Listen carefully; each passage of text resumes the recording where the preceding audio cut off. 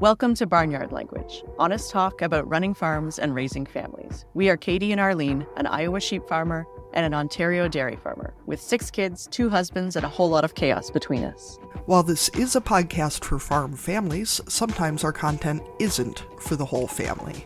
So kick off your boots, reheat your coffee, and join us for some Barnyard Language. It's Barnyard Language time. Caite, what is going on the farm? What's the news? Well, Arlene, I Googled while I was waiting for things to get started here. It was 81 degrees Fahrenheit, which is approximately 28 degrees Celsius at 3 o'clock this morning, and like 9,000% humidity. Warm. So hopefully that'll be over soon, because we're cutting hay today, because it's actually not raining, which is nice. But hay dries a lot better if it's not 900% humidity. True story, yeah. So there's that. Now, Caite, I have heard in the news a lot about flooding in parts of the Midwest. Are you okay where you are? I know you've said before that you're in the hilly part, so does that help? But it sounds like you have been getting a lot of rain. I mean, my actual house is on a hill, so that helps, definitely. Yeah, there's been a lot of flooding in our area. The problem with living in a lot of areas with a lot of hills and a lot of rivers is that water flows downhill, and if you are downhill from other places where it is raining, it I think we all get that, yeah. goes down. We know how hills and rivers work, yeah. Yeah, we've been having a lot of flooding. Yeah. It's like, there is water and gravity. Yes, things are oddly muddy for this time of year, let's put it that way. Other than that, the livestock are livestocking. The garden is growing really well, and we are waiting for things to dry out enough for the house painters to come back and paint our house. They were here last week and pressure washed, and now we're just waiting for them to come back. So now, are you taking before and after pictures? Yes. And are you changing the color, or you're just redoing what was there before? Yes, it has been all white for a lot of years, and we're going back to what is actually closer to the original color scheme. Our house was built in 1905 and was originally cream and burgundy, and we are going back to a cream and dark green that is from the historical collection of paint colors. So I'm going to swatch some maybe this afternoon, just because I have this terror of doing all this work and paying all this money and then coming home and going, oh God, that's horrible, and then having to live with it for like the next 25 years. That's not at all what I pictured. Yeah. Mm-hmm. Yeah, because you can't pay for it again. Yeah, and you certainly don't get a money back guarantee on things like that, which is totally reasonable. I think they're going to do one of the outbuildings as well, so that'll be nice. Things will look a lot nicer, but it's a lot of mess and a lot of coordination, and that's nothing. Our paint contractor has been fantastic. It's just the nature of big old houses. Pretty much everything is a lot of mess and a lot of coordination and a lot of money. So there's that. How are things at your place, Arlene? Things are going pretty well. I know that your kids have been out of school for a while, but mine are in their final days. We go till almost the end of June.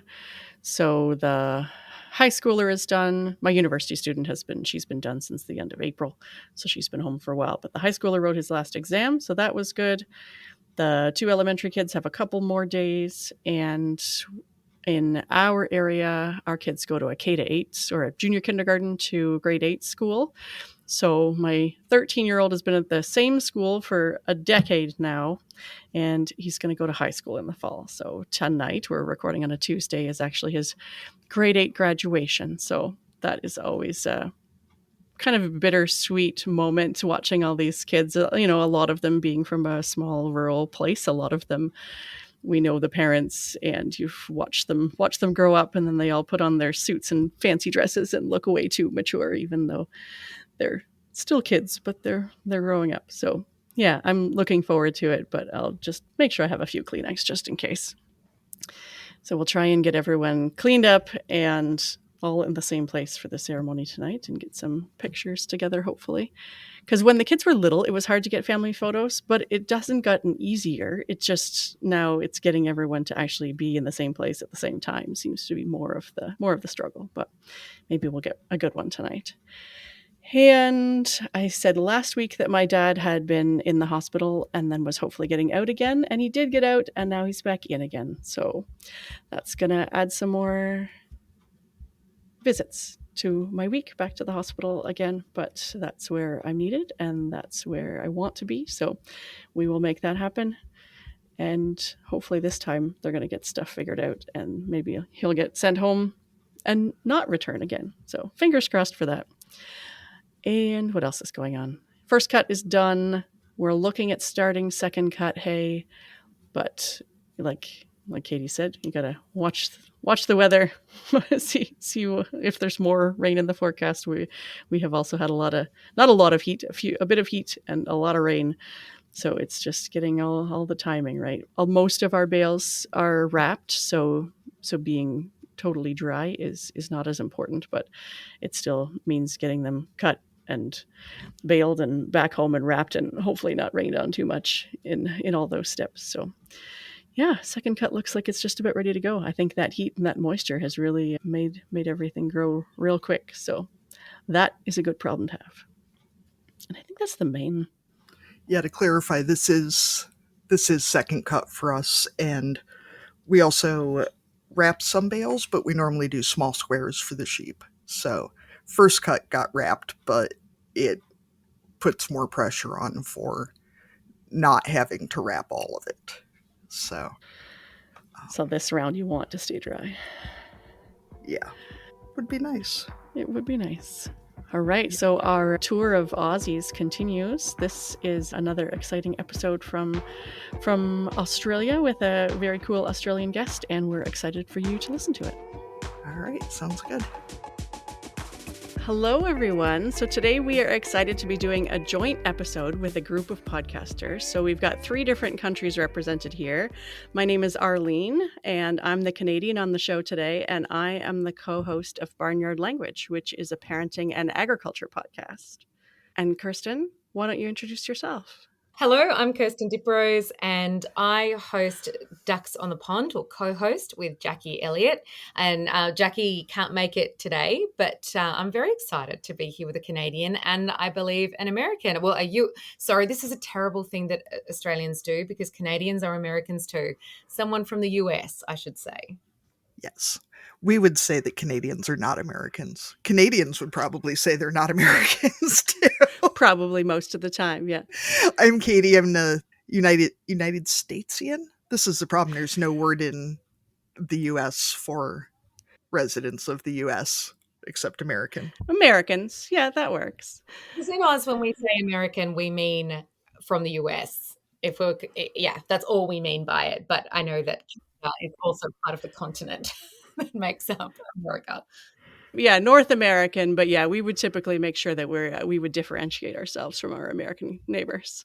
So I was thinking, if it's okay with you, Kirsten, that we would start off with the question that we always start our interviews with, which is, what are you growing? So that works really well for farmers because you can talk about whatever crops and livestock you're growing, but also works for things like kids and businesses and all kinds of other stuff. So what are you growing there in Australia? And what specific area of Australia are you coming from? I'm from Southwest Victoria, so the state of Victoria, which I know that Canada has a Victoria as well. I've been there. It's very nice. So we're in the main continent, right down the bottom on the eastern side. And I'm sort of 3 hours west of Melbourne on a farm, and we grow wheat and canola mainly as our crops. And we also do livestock. We've got sheep and cattle. And I suppose, my husband does most of the farming side of things, and I'm obviously part of the life. And, you can't avoid being a farmer when you're on a farm. I'm picking up parts of the time.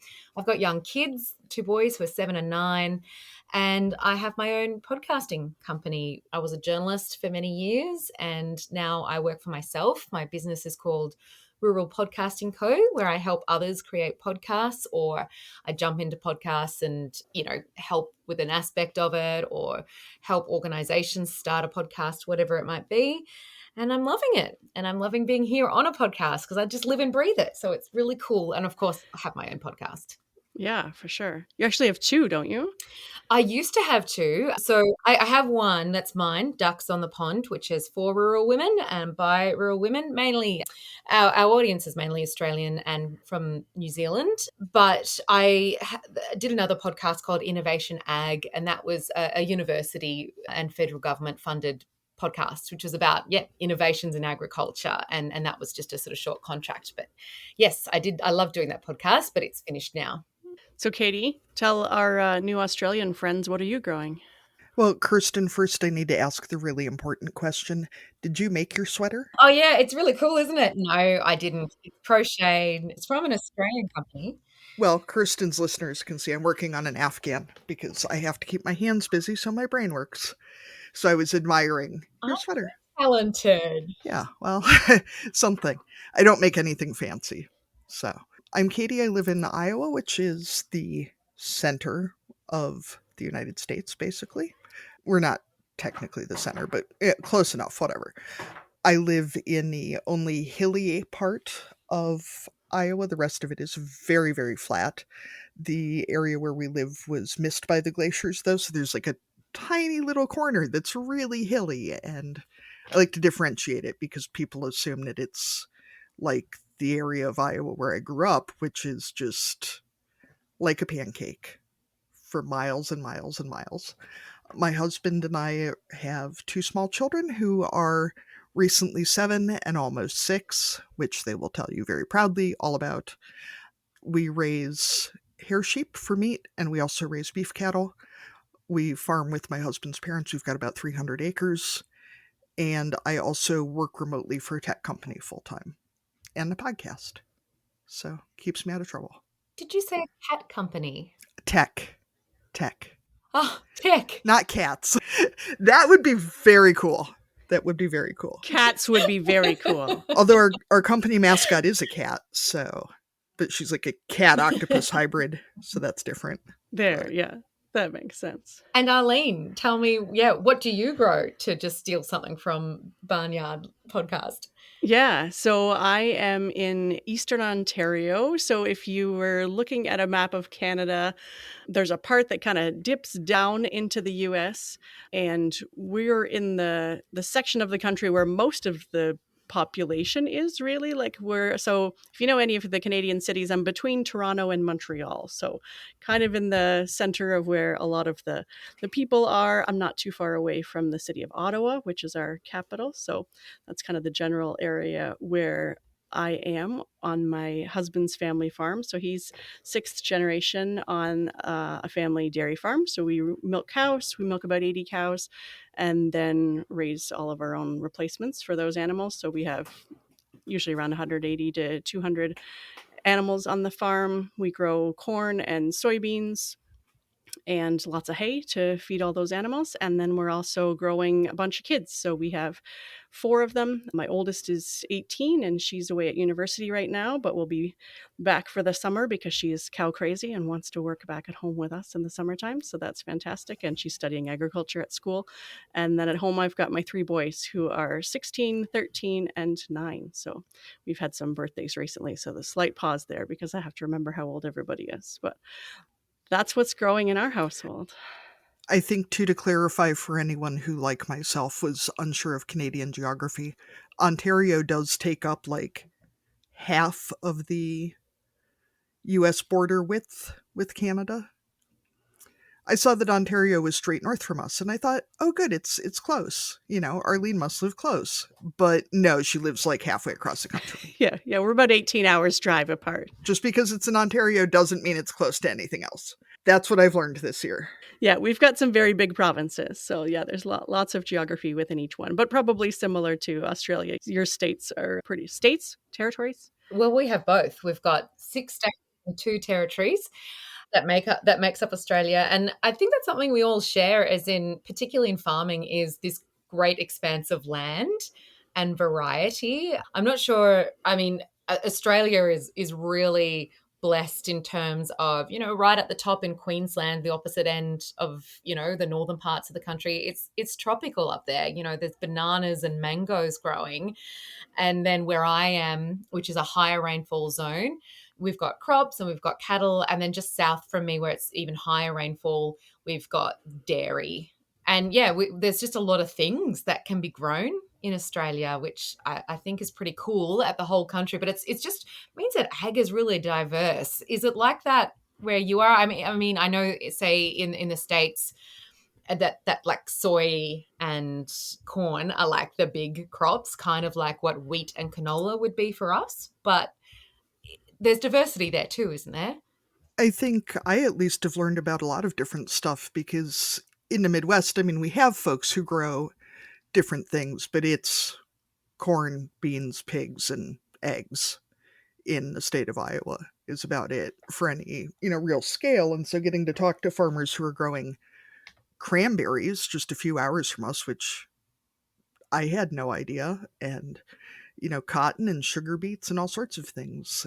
Yeah, and if you think about, like, say, the state of California is, you think of California as, place for Hollywood and, surfers, but like there's more agriculture in that one state in terms of diversity and, like money that comes in than most of the rest of the country. I think California is your number one ag producing area, and that's where there's almonds and walnuts and all kinds of vegetables and celery and yeah, like lots of different things are happening there. You guys have snow as well to deal with, like in Iowa, and I suppose, Arlene, you would too. Yeah, there are not a lot of, I'm trying to think, there's not really a lot of farming regions in Australia that have to deal with snow. We do have snow, but they're more of the alpine peaks, and no one's, farming on the top of the ski fields. So I'm just trying to think, is there anyone in my country going, what, we have snow, but I can't think of any. Yeah, I mean, there's definitely that seasonality here, right? Where we have periods where you're not growing anything.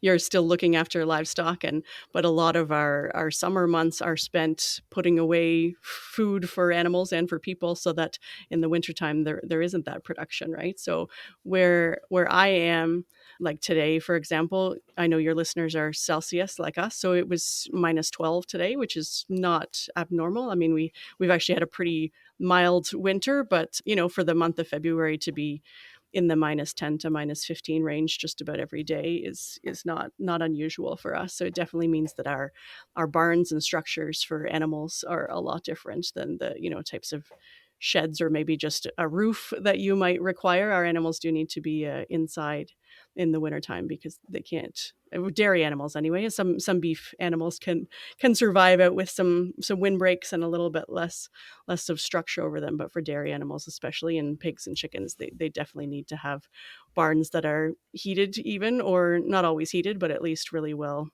insulated, but also have that airflow, right? Because our animals also need to have fresh air all the time so they don't get sick when the weather fluctuates. So it's definitely a different climate that way.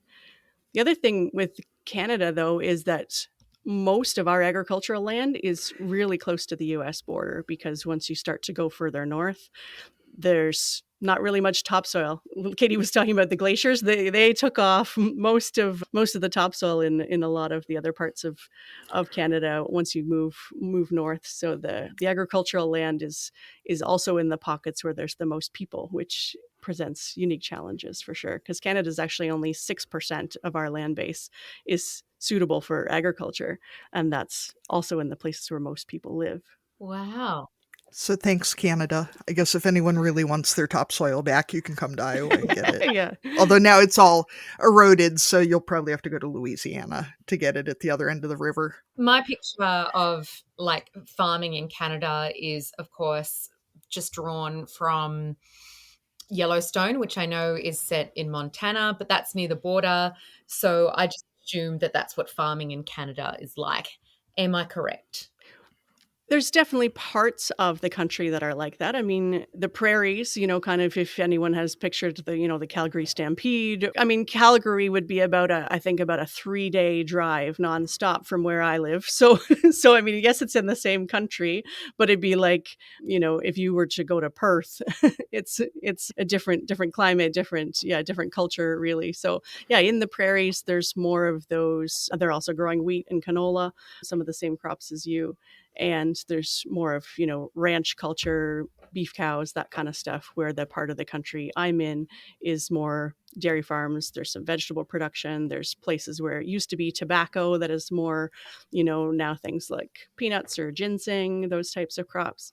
And another thing that's unique about agriculture in Canada in terms of both dairy and chickens is that we still maintain a supply managed system. So I think in part because of our proximity to the US, the government has allowed us to keep trade barriers up because they want to make sure that we can feed ourselves. So the dairy and the poultry sector are still protected, and we supply something like 95% of our own dairy, poultry, and eggs to the country because they keep foreign imports out of those industries. So that means that our herd size is smaller, our farms are smaller, but it also means that those rural economies that kind of happen around farms are stronger too, because more people are still farming rather than a handful of huge farms, or us importing all of our milk from the States where they've got dairies with tens of thousands of cows versus I think our herd average is like 85 cows. So we're actually about average for Canada, but not anything like what's in the US. Yeah, super interesting. I mean, we could do a whole different episode about regulations and kind of how to farm and farm sustainably and in an economically sound way. In Australia, and I just Googled it, it's 55% of the Australian land mass is used for agriculture. So it's a huge amount. But in that, there are large parts that are, quite dry. So there'll be there are some really huge stations in Australia, particularly in Queensland and Northern Territory. So that's not near me. I live in a smaller area because we've got more rainfall.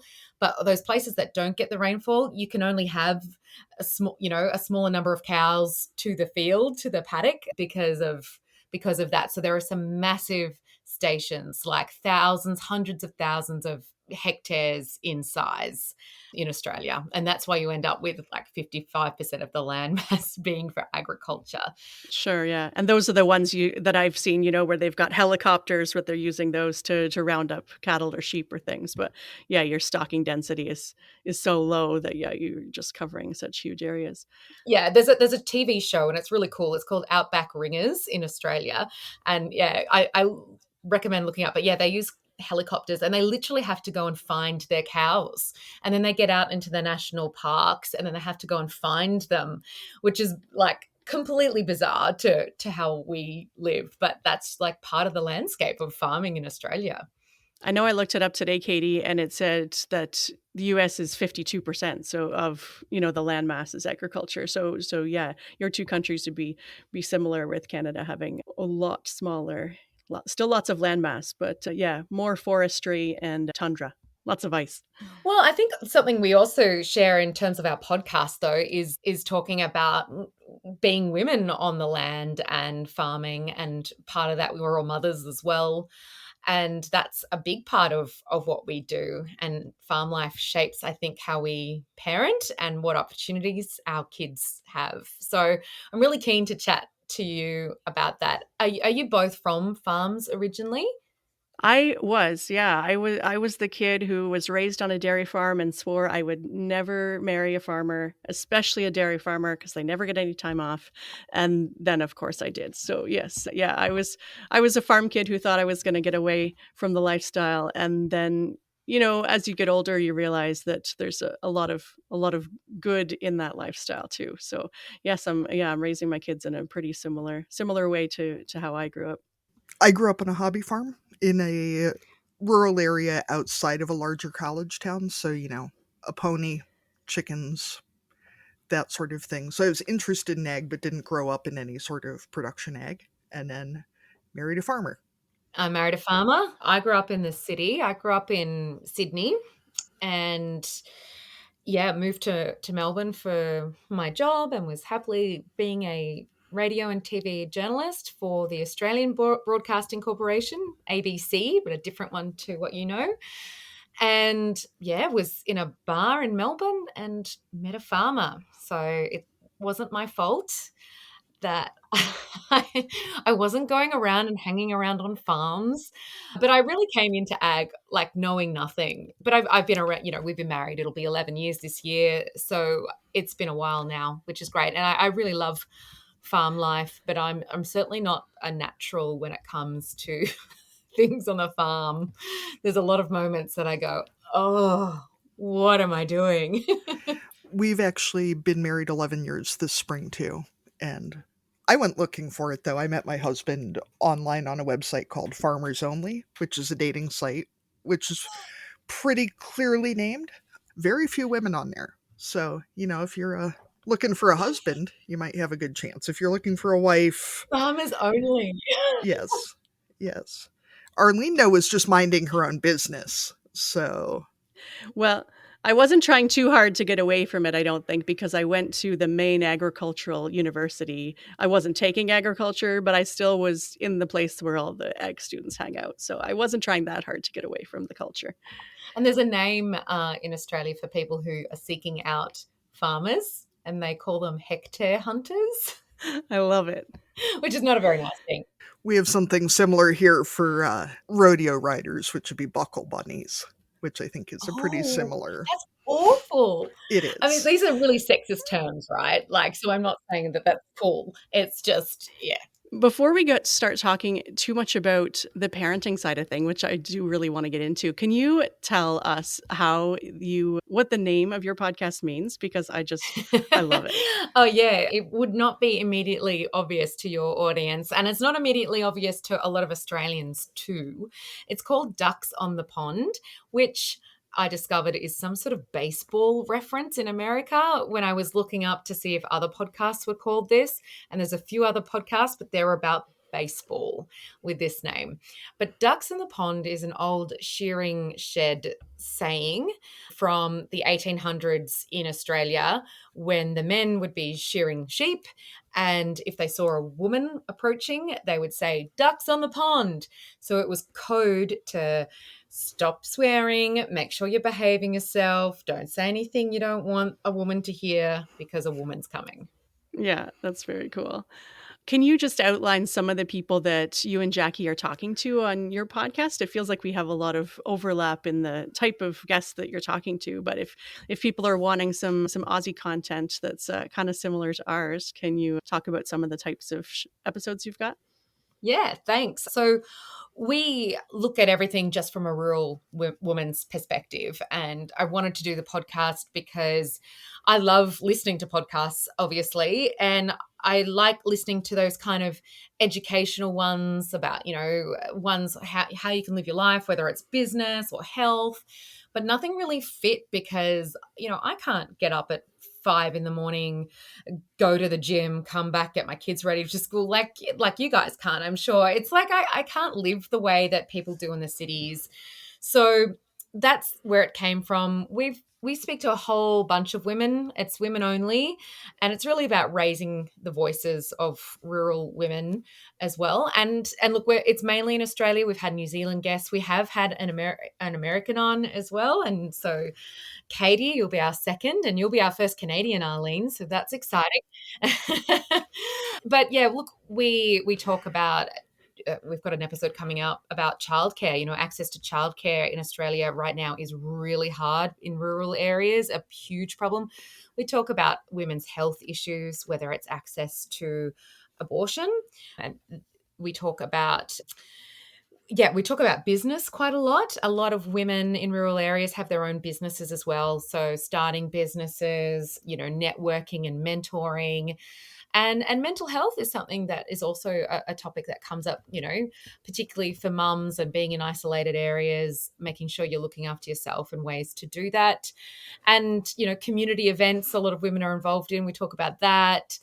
And we talk about agriculture, right? We talk about innovations and different ways of farming to suit kind of your family life as well as the business. So we talk about everything, but from a very rural women's perspective.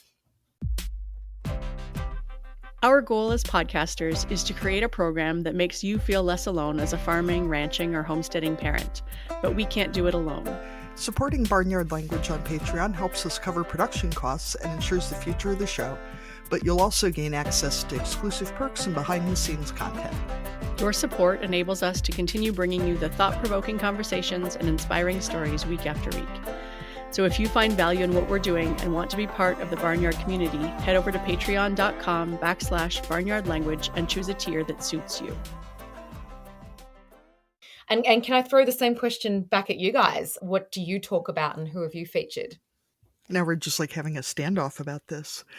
We actually started the show, we met through I'm just going to go like through the reverse of what you just told us. We actually met through a parenting podcast. And I know as a new parent, I struggled a lot that a lot of the ag podcasts were about, production, or were very, very religious, were for a very specific audience that I was not really a member of. But the parenting podcasts were all felt very, we'll just order food from Uber Eats, or, get DoorDash, or Amazon will bring it the same day. Like, none of this applies to me, or, like, even if we were just talking about it the other day that, I was on some cloth diapering forum and people were saying, well, I don't want poop in my washing machine. And it was like, there's always poop in my washing machine. Like, baby poop is not going to be anything new and exciting in here. From mice? Oh, from cattle. From poop. Oh, from cattle. Oh, right. Yes, lots of poop. Like from the clothes that come in. Yeah. I'm already washing stuff covered in poop on a regular basis, so. I don't separate according to whites and colors. I separate according to like farm clothes and not farm clothes. Yes. Yeah, that's right. Yeah. How dirty is it?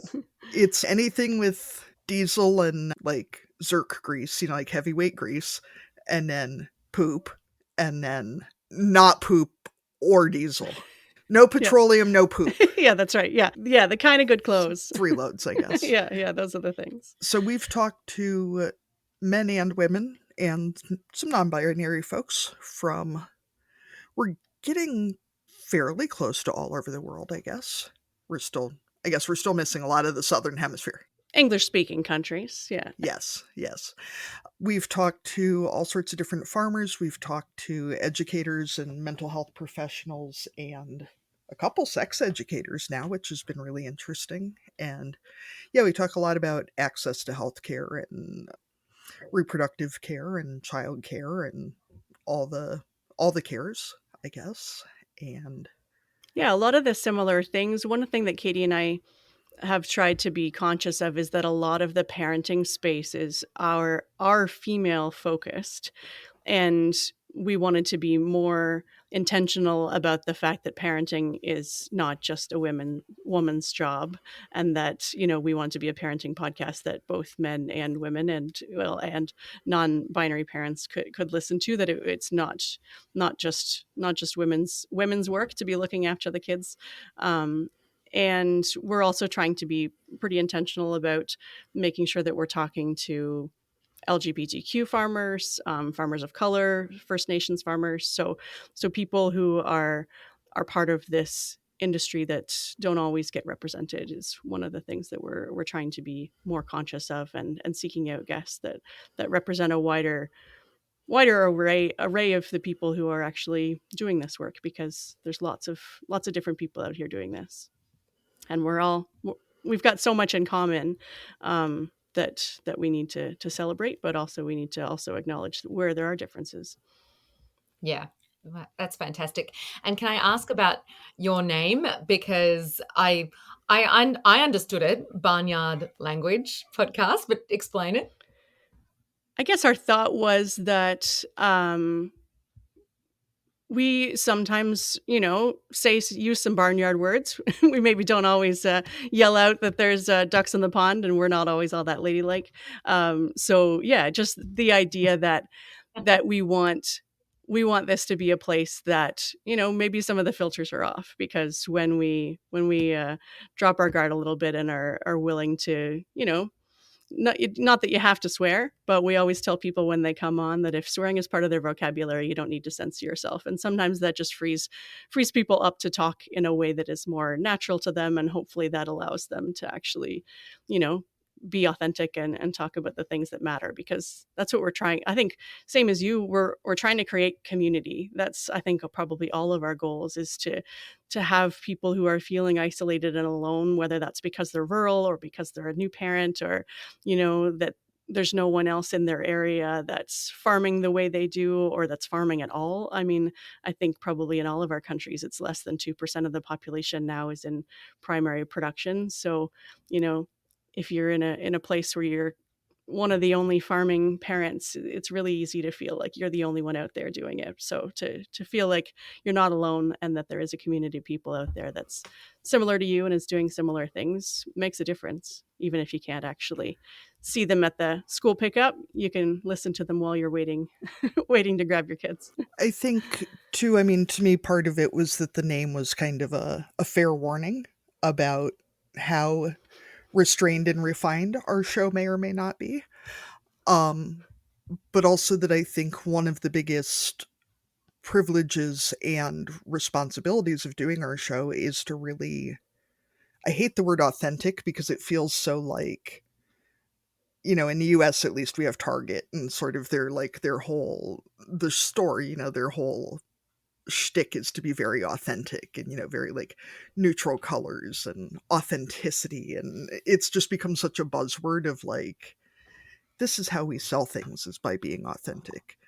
But we found so much that leading by example of being open and being willing to be the first one to walk into a room and say, I'm struggling with X, Y, and Z, that it gives other people so much power to open up about their own lives, to see that, because in real life, quote unquote, nobody wants to walk into the church basement and be like, I'm really depressed after having a baby, and this is way harder than I thought it was going to be, and nobody in my house has had clean socks in a week. Like, nobody nobody wants to be that person. But once somebody does, and I think especially not being face to face, that our listeners don't have to walk up to us and admit that they're struggling. And I think it gives people so much more power and space to be able to talk about things, and to be able to talk about good things too, because I think there's so much like, everyone is struggling, which we are, but it's, at least in the Midwest, and I think it is probably true in Canada and Australia and everywhere else in the world too, women especially, and I think especially agricultural women, are taught very much not to brag about things, and that being proud or being happy or being proud and happy is unseemly. It is unladylike. And for as hard as we work, we should get to talk about when things go well, and when we're happy, and when our families are happy. And we can hold space for all the times that things are going badly and still be happy about things. And I think it's just really important to give people permission to just be out there, doing what they're doing. Which was a really long answer. Oh, great answer though. And it made me think of a friend of mine who's a psychologist, and her name's Steph Schmidt, and she did this campaign recently. She's on a farm, and about using the word and instead of but, and the idea that we can have difficult things in our lives as well as really joyful things in our lives at the same time. And it was about finding the and, that you can be feeling overwhelmed with harvest and kids and all of those things, and loving living in the country and enjoying the space and freedom that your kids have to grow up in. And I constantly feel those things. I look out and I think, oh, it's so different to how I grew up. You know, I'm a really bookish person, partially because of how I grew up. It wasn't always safe for me to go out, you know, and about in the streets where I grew up. It was in a sort of rougher part of Sydney, and but where I live, like my kids can just have this great life and ride dirt bikes and climb trees, and whereas I had to be like taken to a park and watched to be able to like go outside. And it's just, I think, how amazing. But yeah, then it comes with a struggle. So the "and" is a really lovely reframe that I use when I'm feeling something, that it's okay, because yes, sometimes life does suck, but there's still those "and" moments of the good side too. Yeah, that's right. I think I, one of the big reframes that's, and I love that and versus but, the one of the ones that really has reshaped the way I think is the difference between something being common and something being normal. That we hear so much that, postpartum depression is normal. It's not normal. It's common. It happens to a lot of people. It's not normal. That doesn't, Me included. yet same, but it's not normal implies that we should just put up with it. That's it's just normal. This is the way we do it. No. yeah, and that you should just deal with it. You don't need to go to your doctor. You don't need to talk to anyone about it because it's normal. And yeah, And it's the same thing with struggling with family or with farming or whatever, that we say things are normal when it's not. It's common. Maybe all of us are putting up with the same shit, but that doesn't mean that it's acceptable to be doing, or that it's and the things that used to be normal that we are changing are because they might have been normal, but some of those things were unacceptable, right? The types of things that we're trying to work on in terms of, making sure that our kids are safer. They talk about the fact that, oh, well, I never wore a seatbelt and I survived. Well, sure you did, but lots of people didn't. So that's why we've got seatbelts. Like, yeah, what was normal before doesn't mean that it was acceptable. And that's the same with, yeah, when it comes to mental health or keeping our kids safe, those types of things. Just because we've decided something is normal doesn't mean that we need to accept it or that it needs to continue that way. That we can try and make changes. And I think postnatal depression is a really great place to start with parenting. Start with the little baby and the being a new mum. And I think the fact that, as you said, it is common really, like I feel like, for particularly in Australia, there was a time where no one would have ever spoken about it. It just was hidden away, and it was, I imagine it's similar now. People will speak about it more. But have we got to the stage where we're changing aspects of society so that women don't have to suffer with it in the first place? And I'm hoping we're getting there. We're not in Australia yet, but we're certainly talking about it, and women are saying, oh, yes, actually. And it was a wonderful friend of mine, and I spoke about it on an episode of my podcast a little while back, and it's actually one of our most popular episodes about postnatal depression. And a friend of mine who had a baby a year before me, she could see that something wasn't 100% right with me, and she told me how she had postnatal depression, and that made me realize that it was okay to have it. Because I looked at her and she was this great, in my eyes, she's fun, she's great, she's all of these amazing things. And because she said she had it, it made it okay for me to have it. And it's a weird thing to explain, but I felt like I didn't associate with anyone with depression. I'd never experienced it before. And I thought, I don't sit in my room being sad 24/7. I'm not a depressed person. But I could see someone who was like me was reflected back to me, that's when I realized, okay.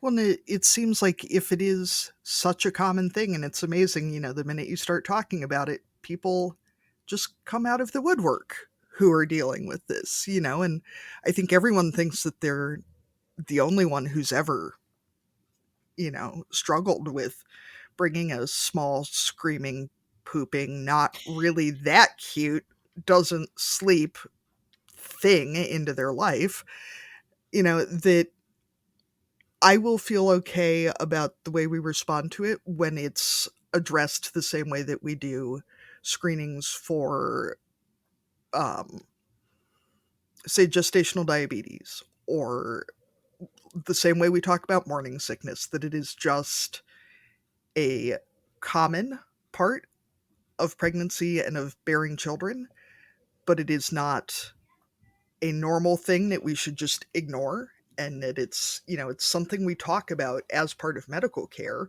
and as part of how we care for our friends and our loved ones, as just something we address, and not a, you know, well, what sort of horrible monster wouldn't, you know, would be struggling with this sort of thing. And the and is good for that too, right? Because you can have postnatal depression and love your baby and want everything, and you wouldn't change it for the world. You love your baby more than anything. And I think parenting is a perfect example of the and space, where you'd never go back, but sometimes it's just really hard. Yeah, that's right. I know we often talk about that transition from no kids to one, right? Because it feels like people are always asking, if you have multiple kids, well, what was the hardest, like going from 1 to 2 or 2 to 3, like when people are thinking about adding to their family. But I've always said that 0 to 1 was the hardest, because you're changing everything about your life. Your body, your relationship with your partner, if you have a partner, your relationship with your extended family changes, like all of those things that aren't just the typical picture. And I mean, I don't know why it seems like we don't talk about it that much. I feel like now if I go to a baby shower, that I'm almost scared for the person, because you don't want to say too much, because they're excited about having a baby, but you almost want to kind of like, can we talk? Because I don't think how much this is good. You don't know until you know. But yeah, how do you warn someone? And there's not really a tactful way to hand them a card that says, when you say, my baby will just go with me to X, Y, and Z, that it's not going to happen, okay? And also, here's your prescription for Zoloft. We'll see you later. Weird things will come Yeah. out of your body, no matter how that baby comes out of your body. You will not believe the stuff that your body is capable of. Let's just put it that way. Like, You know what? My sister-in-law did it perfectly, right? So she wrote me the most beautiful email, and because she was living in England at the time, she sent me a beautiful pack for the newborn of clothes and stuff, and then sent me an email of like, congratulations, awesome, okay, now. And I think it was just before the baby was going to be born, was like told me how many like, proper maternity pads to bring. She was just like, you're going to bleed a lot. You might have to. And she kind of warned me. And because I didn't realize, she's like, this is not just a period. This is, Yeah, things are going to be leaking. Those cotton pads are not enough. You need the disposable ones that are, yeah. She gave me great bodily advice. even I had a scheduled C-section with both babies, and they told me there'd be bleeding, but it didn't occur to me that if a kid didn't come out that way, didn't mean you weren't still just going to gush blood everywhere for like a week or whatever. Didn't even occur to me.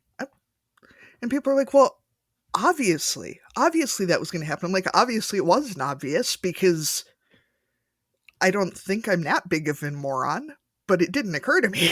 Like, And no one at the hospital seemed to say that much about it. no, because they assumed somebody else had told me. It was only that my sister-in-law was like, you need maternity pads, not your little ones that you wear for your period, and you need more than you think. Whatever you think, double it.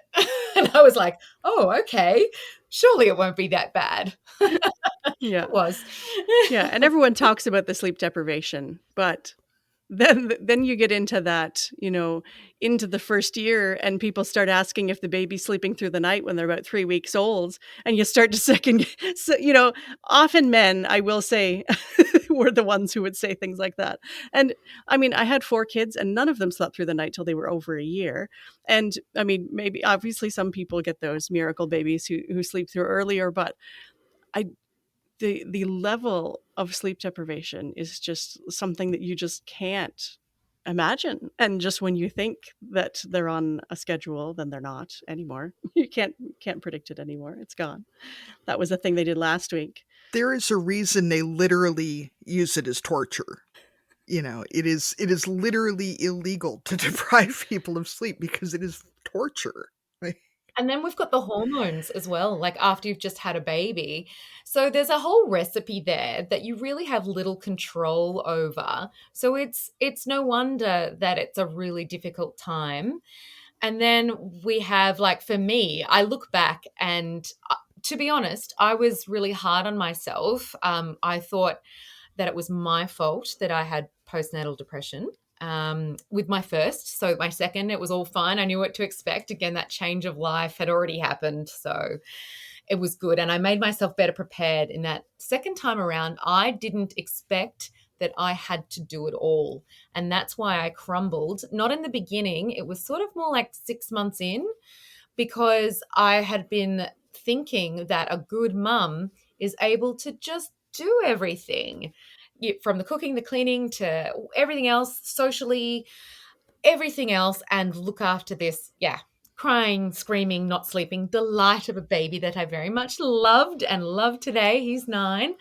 But and it was only when you kind of break that fallacy that you understand, no, you're not meant to do it on your own. And I just moved to the farm. So my husband and I got married, and I still lived in Melbourne and was finishing up my job there. And I only just moved to the farm a few months before I had the baby. And so here I was in a completely new community. Obviously, I knew people. I'd been visiting regularly for a couple of years prior, but very different. And I didn't have my mum around. She was in a different state, a 13-hour drive away. So it was just a difficult time on many respects. And I look back and I'm much kinder to myself. And I think, well, of course. But at the time, thought it was my problem. My first was a crier, and I remember thinking that I had done something to create the child that was not portable. Like, you couldn't just take this baby in a car seat and go have coffee with a friend. Like, she made strange with people before she could probably even focus her eyeballs. She did not like other people. She did not like me a lot of the time. I don't know. She was just a very angry little thing. And it just, it felt like I had done something to deserve it. I don't know. And it doesn't make sense. And looking back, none of that makes sense. But when you're with someone who just cries all the time, that's torture too. You feel like you can't get away from it, and could barely get through a run to the grocery store. Often she'd be crying by the time we got to check out, and then it was that mad dash home. And there's so much in those early weeks and months that you just can't prepare yourself for. I think if I was gonna, sorry, Arlene, if I was gonna write a law, it would be to get rid of anyone ever saying again, you will spoil that baby, or do you have a good baby?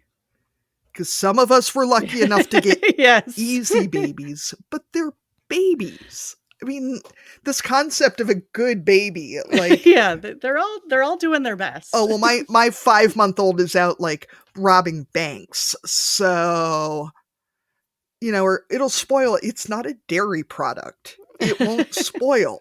Like, it's a baby. I feel like it's these older generations that we hear saying, well, we never went to therapy. And I'm like, yeah, but now you go on about stuff like good babies and whether they'll spoil. maybe you should have. And honestly, is anyone going to, like, it's not on your resume or your CV that you slept through from 5 weeks old or whatever it is. Like, how is it a marker of the baby being good, or is the mother being good? Like, it doesn't matter. Apparently, my mum tells me I didn't sleep through until I was 3. Look, I think I turned out fine. Yeah. If your kids would let you, you'd sleep through now. Yeah, exactly. I'm actually a very good sleeper, like, can sleep anywhere. It's probably just the sleep deprivation, the debt that I can just But you could put that on your resume now if you want, but that's something as an adult you've worked on it probably. Maybe we should ask that of adults. Be like, I'm going to make you a prize because you are a good sleeper. Yeah, You right. have not cried in public loudly in 3 days. Good work. No temper tantrums this week. Well done. But even like toilet training. Yes. Hasn't thrown anything in the grocery store. Fairly well potty trained. I know more mature ladies who will still like proudly reel out what age they toilet trained their kids.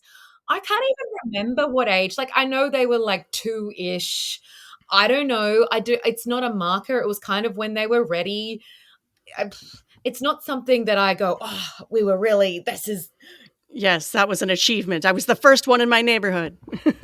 Yeah, exactly. Like, who cares? Like, so long as they're not, still untrained and they're going to school or something, like, it's fine.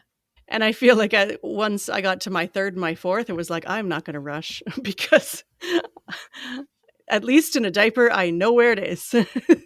Toilet training was my least favorite part of parenting, still to this day. Oh my gosh. Yeah.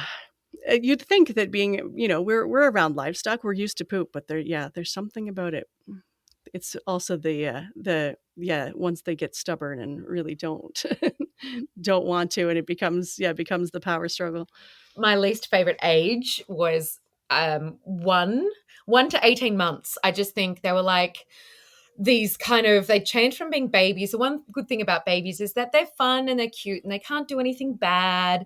And obviously toddlers don't do anything bad on purpose, but they do things. They get frustrated because they can't communicate really well. And then they, trash things without meaning to. And they're always destroying things. And I had a very busy first child who was just like, opening and pulling things out and like trying to run across roads. And it was full on. That was the hardest thing. I found 1-year-olds the hardest too. Yeah, they have all the physical abilities, no self-control, and no sense of self-preservation. Yeah.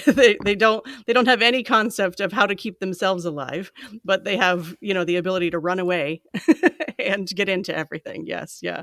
That was definitely the hardest for me too.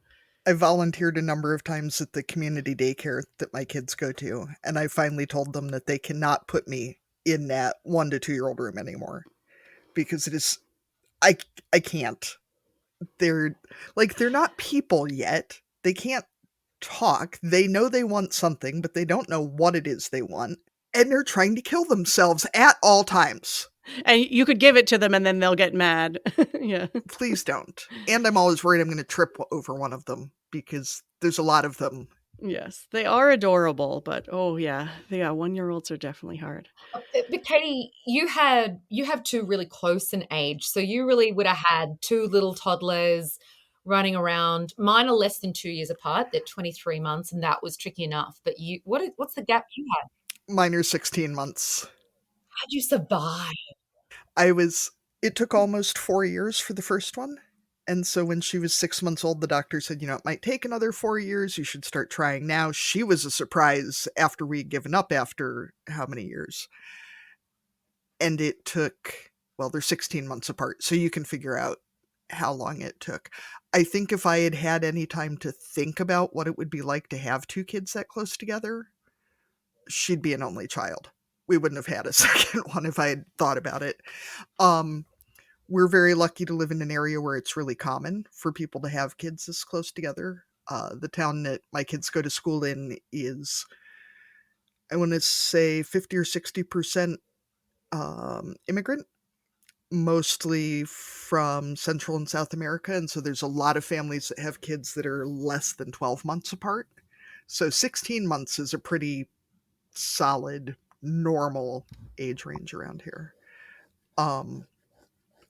I didn't realize how young 16 months was until pretty recently because people said things like, get her a doll so that she likes the baby, which I can get her a doll. This is great. And then they brought her to the hospital to meet her brother for the first time, and she threw the biggest shit fit because she fed him, she helped grandma feed him, and then she was going to carry him off and play with him.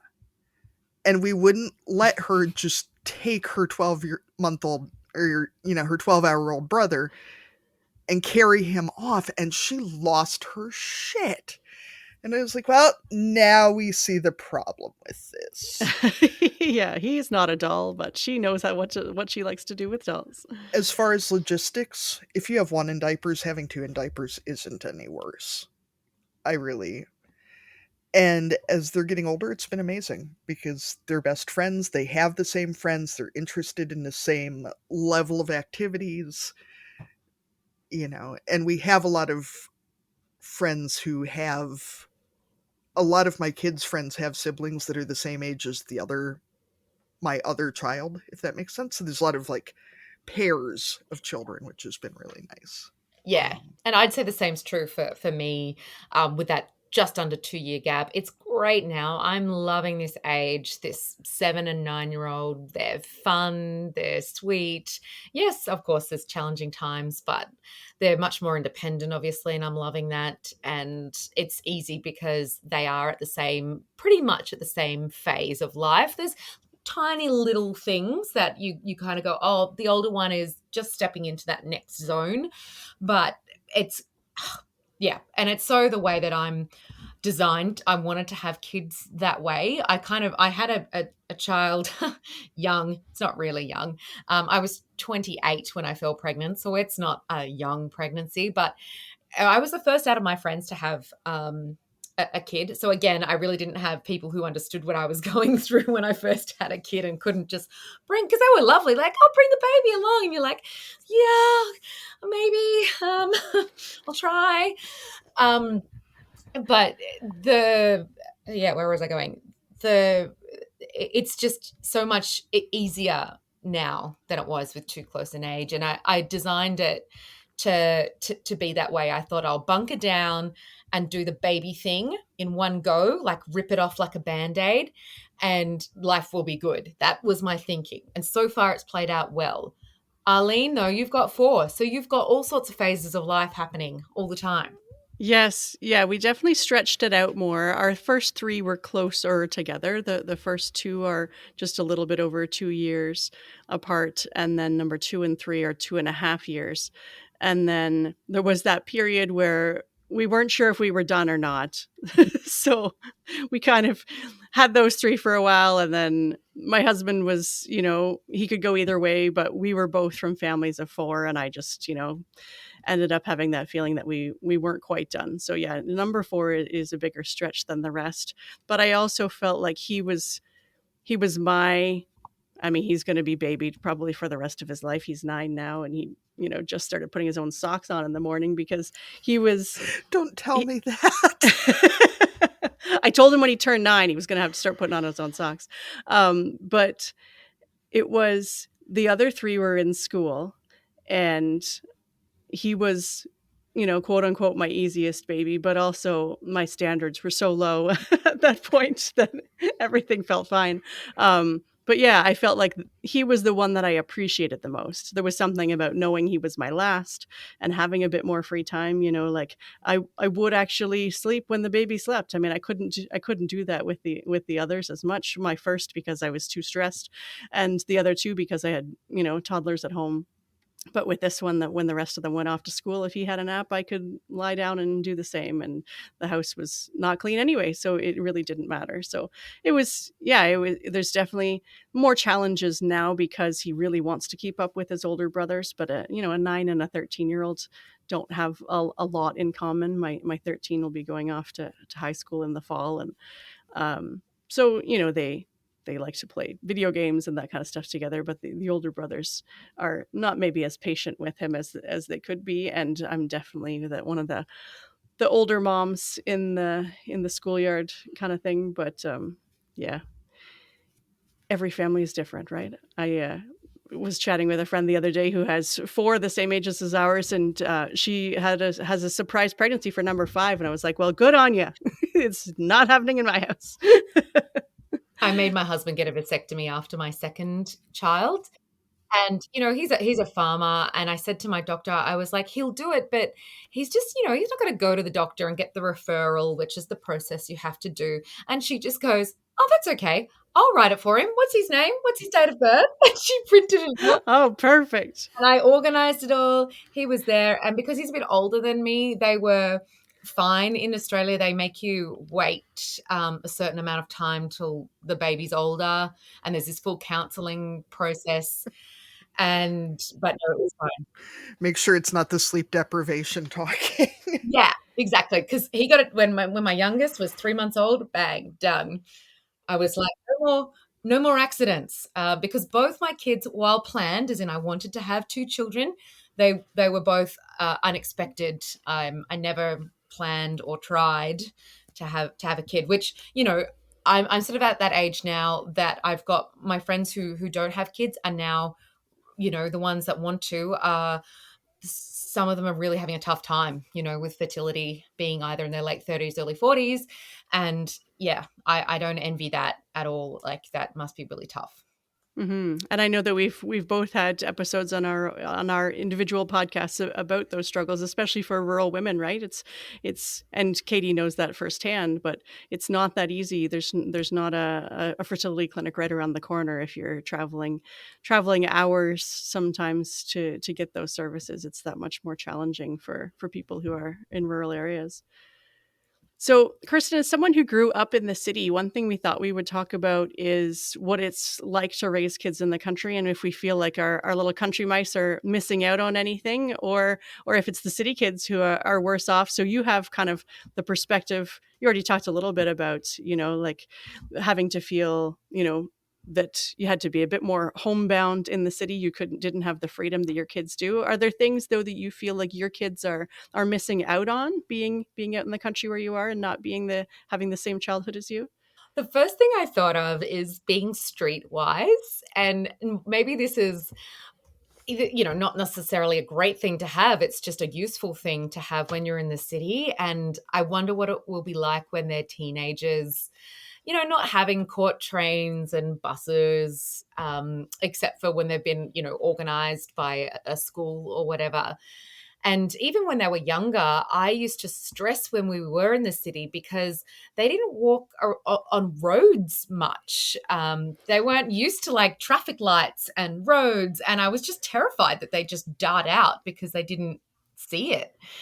So that's one thing from a safety perspective that I think that is something, yeah, I guess it'll build up as they go along. I think in the city, there's more exposure to culture and diversity. I have to say, where I live, I really love where I live. It's a great community. It's very white, whereas where I grew up was a lot more culturally diverse. My neighbors growing up were Italian, Maltese, and Chinese. Lots of different people, and it was great. I loved that. And I think, oh, they're not going to get that. It's not as easy to go to museums and things. So that's the downside that I can see. But there are also many pluses. But what about from your experience that you can see that maybe you're concerned about? When you were talking about street smarts, I had taken our kids, there was a day off school a little while ago. So on those days when I know that the city schools don't have the same day off, I'll sometimes take them in to go to a museum or something. And we went to this museum. And I think the most exciting part for even my teenagers was riding on the escalators because they're just not used to it. It's like the 13 and 16-year-old were doing loops on the escalators. I was like, let's go look at some of the exhibits over here. Yeah, I mean, I think that the diversity piece is huge. I know at least now, I suppose, I feel like our schools are doing a better job of at least talking about other cultures. I feel like when I was growing up and I was in a rural, farming community as well, we just learned about your Christmas and Easter, and it wasn't a religious school, but those were the holidays that everyone had in their homes, and that's what got talked about. But at least now there is a bit more awareness of at least talking about other types of holidays.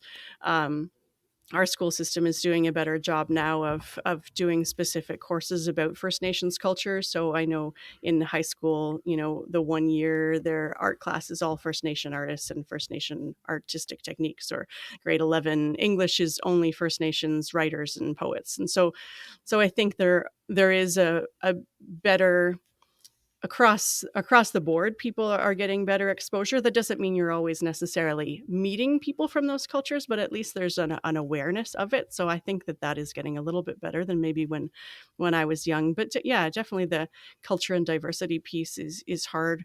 I know my like I said, my oldest is off at university, and she's an Aggie, so she's with lots of other rural kids. And during her frosh week, like their first week of activities, I got a video from her, and she said, "We're learning to ride the bus." And so there was a whole group of them, a bunch of these, farm kids, who you get a free bus pass with your tuition, and so they decided to learn how to ride a city bus. And so all these country kids were, some of them on a city bus for the first time. So I mean, yeah, they figure it out eventually, but not not maybe as early as their urban counterparts. I think in terms of school, though, I mean, our school system is supposed to be equal across the province, but I think that doesn't always happen. I know in our area, it feels like post COVID we have options that weren't there before, but they're maybe not ideal. Last year, for example, my daughter was in her last year of high school, and she was going to take physics, and there weren't enough kids in the school to do a full class, so they were offered an online option, which in theory, I mean, yes, you're still getting a physics class, but if you're struggling, that's a hard enough course to take on its own, and then to try and do it online and stay motivated to keep up with the homework when there's not even necessarily a teacher. There might be someone who's marking your work, but it isn't always all that interactive, and it's not the same as going to a classroom and being able to talk to your peers and all that kind of stuff. So it feels like the choices sometimes are more limited, especially for our kids who want to go on and do other things, that the opportunities maybe aren't there in terms of the types of coursework they want to take, or the programs that are offered. Are you looking for a blend of rural charm and personal growth? Tune in now to the Dairy Hour podcast with me, Val Levine. Join this dairy farming mom for insightful chats, empowering tips, and plenty of laughs. Nourish your mind and embrace the journey. Subscribe now to the Dairy Hour podcast, where every episode is a breath of fresh air and inspiration. Available wherever you get your podcasts. For more information, check out dairygalval.com. Katie, I know that your community itself is more diverse because of certain aspects of the local economy, but what do you feel like your kids are maybe missing out on? I feel like, so the community where my kids go to school has a meat packing plant, so it's very heavily immigrant. We were doing kids' Valentine's Day cards yesterday, so we were looking at the class photos to figure out how many kids were, in each, how many cards we needed. And we were looking at, like my son's class, I think there's 20 kids in the class and 3 of them are white, which for this area is exceptionally unusual. We actually open enrolled into this school because the school they were in, K through 12, had 2 non-white students in the entire school, of, I want to say, 1,000 students, which... So what does open enrollment mean for Katie? Katie, for those of us who don't know what that means. It means that we are enrolled into a school district that is not the one that our address would put us into. So it means that we won't get bus service. We had to get permission from the school that we enrolled out of to go to a different school. The school we enrolled into has lost a lot of students in the last 20 years because so many white families open enrolled out. But now they're seeing more and more families open enrolling in because people are realizing the benefits, I think, of the diversity, and the school system is amazing. Just the dedication and enthusiasm of the staff there has been incredible. Some of the most motivated, talented, devoted people that I've ever met. And sadly, they probably won't hear this, but I will say it anyway, that they are doing an amazing job with very few resources and zero government support, which is just a whole other thing. Um, the things that we enjoy the most, I think, about living rural are things that, like, with the pandemic, I have an older cousin who has twin daughters that are the same age as our son. So they would have been 2, 3, in that age range when the pandemic started. And they live in Los Angeles and they were living in an apartment. And so there was no going anywhere. Where when my kids get obnoxious, if it is not like 3 feet of snow outside, I open the door, I push them out, and they can just go away. We've fenced off the farmyard from the house yard, and they can just go, which is amazing. We have already talked about things like making sure they get practice driving on interstates because the nearest 4-lane road is more than an hour away.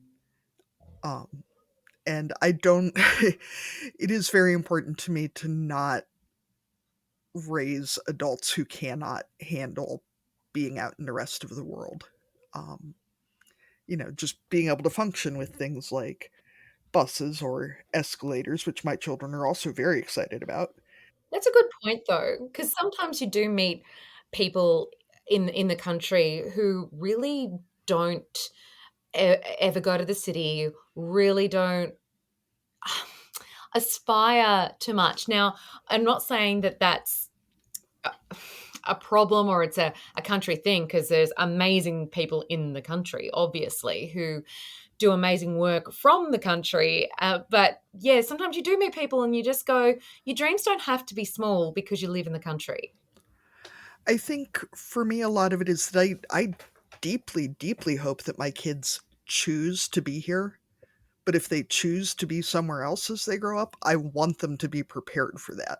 And even if they do choose to be here, if they want to like go on vacation somewhere that is not rural Iowa, I want them to feel competent and confident and safe and excited to go out in the world. I feel like we know so many people who are so unsure of how to deal with not here that they avoid doing things because it is not here.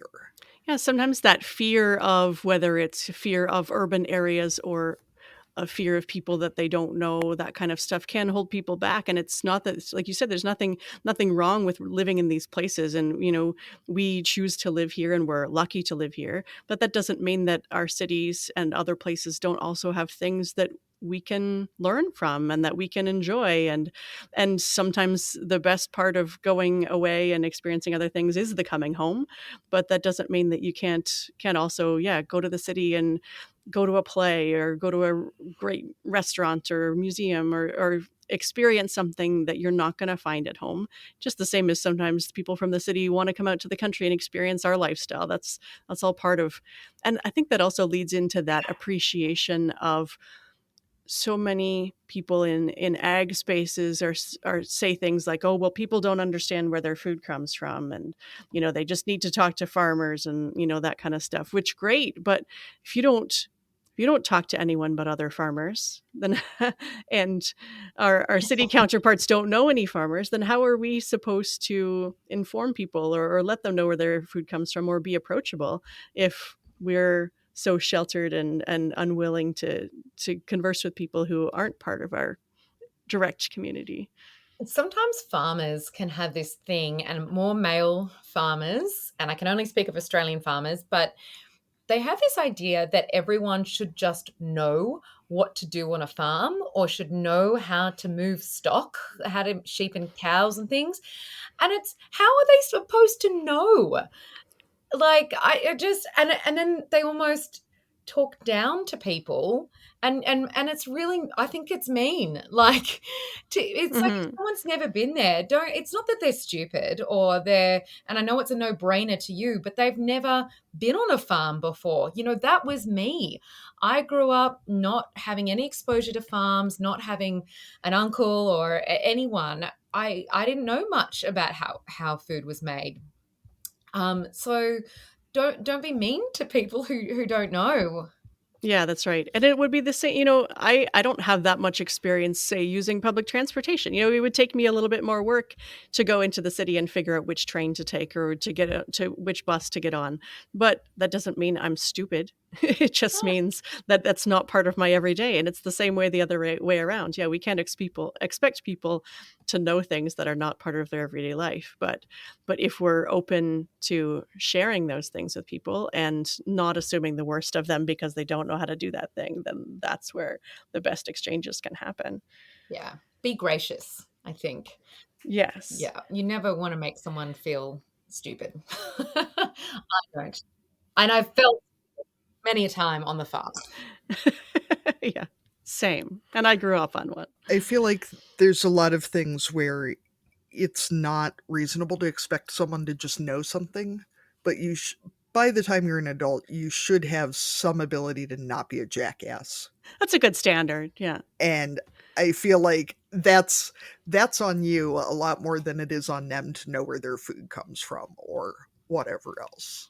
You know, that's I feel like that's a better baseline of behavior, maybe.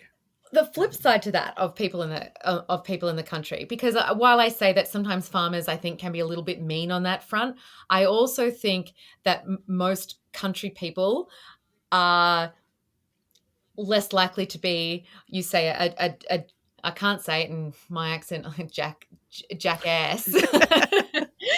um, so we'd say dickhead, right? That's the same Yeah. thing.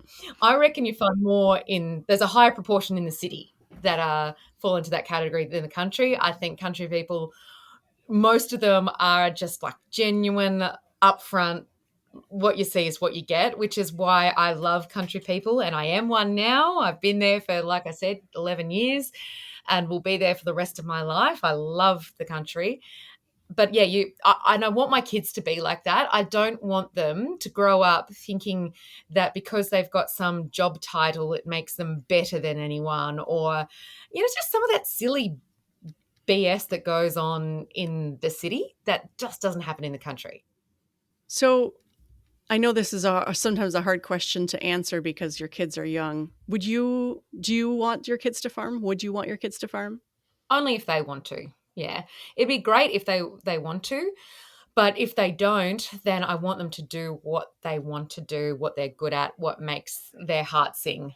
That's what I want them to do. And I actually really want them to move away for a time, whether they want to go to the city and study or work, or whether they want to go to another rural area and, you know, jackaroo on a farm in the Northern Territory and like work for someone else. And I want them to have this other period of time where they get a lot of experience. And then if they do come back, then great. And they have made that choice to come back, knowing a little bit of what the world and the other ways of living looks like. What about you both? Yeah, I think we're definitely on the same page. I think working for other people is huge. You know, to only be in one place and to just assume that the way mom and dad or grandma and grandpa or whoever has done it is the only way doesn't I don't think it serves anyone all that well. I would hope that all of my kids would go away. And yeah, I mean, if any of them wanted to farm, I think that's great, but I think this lifestyle is way too hard if you don't love it. So if they don't really want to do it, it's not for someone who's even half in. Like you really there's too much volatility and there's too much hard work if it's not something they're really passionate about. So yeah, I almost skew to the side of trying to convince them not to. And if they end up in agriculture, then I guess that's the way it will be. But yeah, it would be hard for me to really want them to do this if they weren't 110% in. Katie, I know your kids are little, but what are your thoughts? I would love for them to come back. I want them to go away at some point because I want them to be here because they want to be here. I feel like we know so many folks who have come back or have come back sooner or who are farming differently because their parents there was no there was never a plan that didn't involve them coming back and taking over, that there was no exit strategy, no succession, no ability for the parents to retire, nothing that didn't depend on somebody coming back. And I feel like for a lot of families, it ends up looking almost like the siblings are drawing straws about who has to go back and farm with the parents. And that's horrible. I don't want to live like that. I don't want my kids to live like that. I don't want to do what that does to the relationships between parents and children. And I don't want my kids here because they can't hack it somewhere else. Um, you know, I deeply hope that my kids want to be here. But if they don't want to be here, I don't want them here because it's too hard. It's too much work if you don't. I want the farm to be a gift, not a noose around their neck. And it really depends on how they are, like how they turn out and what they love to do. And we're not going to know right now, but yeah, you can't say that they have to, and you've seen it. I think we've all witnessed it with other people where the farm is like they had this pressure of I'm the last of 6 generations. And if I say I don't want to do it, then I've killed the family legacy. I don't want that on my kids' shoulders at all. I want them to also, and I suppose this is, succession is such a huge issue, but whichever way it works out, I hope, like, I want my 2 sons to be good with each other. Like, I don't want ever to have money come in between, a sibling relationship. I want, when I'm dead and their dad's dead, I just want they've got each other. Like, that's a bigger gift than a farm, even no matter how big the farm is, I think. Like, I just would hate family relationships to ever be ruined by something material. My husband and I were lucky enough to get to go to a farm retreat several years ago, and getting the time to really prioritize what our priorities were about, that for us, keeping our family together is the highest priority, and keeping that relationship strong is the highest priority.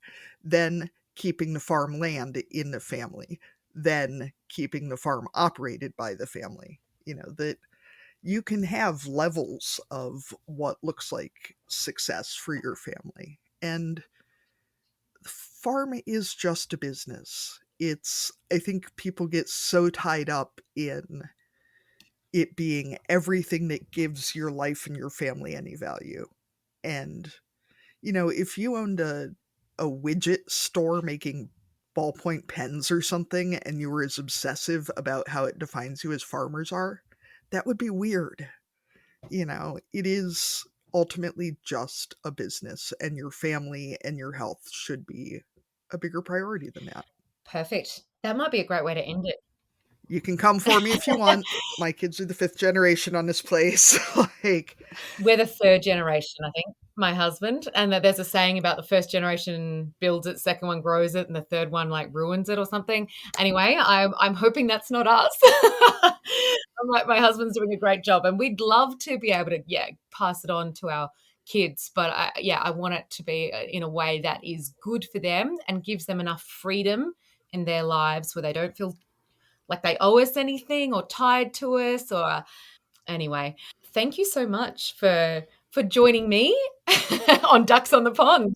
Yeah, and thank you for joining us on Barnyard Language. It was great to see, like we thought, we have so much in common. There's really not that much there's lots different within agriculture, but in terms of farmers, there's so much that we have in common, no matter what country we're from. Yeah, I think I think there's a really beautiful rural like bond between women, and I think technology has just opened up the world to us to go, here you are living on the other side of the world, and we've got the same same concerns. And it's nice to know that you're there. And I love listening to your podcast. Thank you. Same. I literally Facebooked Arlene about that earlier today, about how wild it is to think about the fact that we can just build community with someone who is literally on the other side of the earth and just do that. I mean, what an amazing time. But look out, I am Australian, so be warned that if I know you, one day I will hit you up to come to your place if I ever get over there. Definitely. I'll be like, hey, remember me? I spoke to you 5 years ago on a podcast. I'm here. I already did it to Arlene, you know? Yeah, funny story, actually. I was in Australia a couple years ago visiting a friend from university, and ended up meeting up with two farmers who had come and stayed on my farm growing up as a kid, who had been here on agricultural exchanges, and so ended up doing the same thing. It was like, we're going to be in the same country. I need to see you, even though it's been years since we actually saw each other in person. So We always welcome it. yes, yeah, same, yeah. Come and visit anytime. I feel like any of our guests too, I've always had that feeling, no matter where they were. It was like within farmers, you could always feel like if you were going to that person's state or country or province, that you could call them up and say, can I come see your farm? And they'd be like, yeah, sure. Come over. We'll have coffee. Perfect. Thank you so much for your time. Have a good day. I don't know. Are you starting your day or finishing your day? I'm about to go to bed. All my kids are tucked in. I'm in the middle of my day. I have the horrible feeling that my kids are still awake, but Yeah, hopefully not for long. Cows to milk in the morning, so I should go to bed soon. But yes, it was great to talk to you. So for our Barnyard Language listeners, check out Ducks on the Pond. Thank you. And make sure you check out Barnyard Language. We call it like shearing shed or sheepyard talk. And we say what happens in the sheepyard stays in the sheepyard. So it's the same concept. There you go. Yeah. I had to already have that discussion with my 5-year-old son about words that we use on the farm do not go past the driveway, baby. Because we got a letter home from school, and when I heard him say what he said, I realized exactly who he learned it from, and it was me. Oh, it was you. I was hoping it was at least your father-in-law or something. No, it was from Mom. No, it was that time it was me. Although earlier this week he went off to school singing Rye Whiskey, so that's just a whole other thing. I love that you tell this to us right at the end of like a parenting advice podcast, and you're like, and by the way, my kids just got in trouble. I'm the one who taught him those words. So, Kirsten, a last moment from us. One of the benefits of the company I work for is that we get free counseling sessions with different like parenting experts and life coaches and whatever. And I had a session with a woman, and she asked what my hobbies were, and I said, I do a parenting podcast. And there was just this dead silence as she looked at me, and I finally said, I didn't say I was good at it. It's like a cautionary tale. And she just started laughing, and it's like, I'm not giving out advice. It's a what not to do advice from my part. You let anyone be a parent. Yeah, there's no qualifications here. There's no license or anything. All right, I've got to run. Thank you so much. Thank you. Thank you for joining us on Barnyard Language. If you enjoy the show, please support us on Patreon with a donation. Big thanks go out to our show editor, Krista Paffrath at the Rural Podcast Network. Please rate and review the podcast wherever you listen, and follow the show so you never miss an episode. If you want to connect with other farming families, join the private Barnyard Language Facebook group. We are always in search of future guests for the podcast. If you or someone you know would like to chat with us, get in touch.